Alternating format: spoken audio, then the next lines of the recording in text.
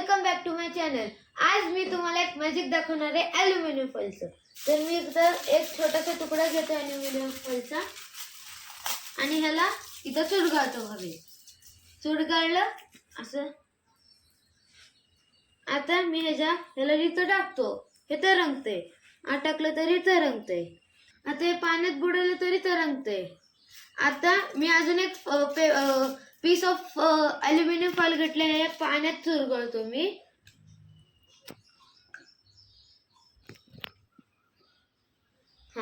आता बघा, आता मी याला सेम केलं, इथं पण चुरगळ, इथं पण चुरगळ, याला पण।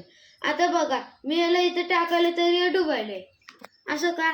तर कारण की मी जेव्हा ह्याला हवेत चुरगळलं तेव्हा ह्याच्या आत हवेचे म्हणजे एअर मॉलिक्यूल जाऊन घुसले, त्यामुळे हे तरंगतंय।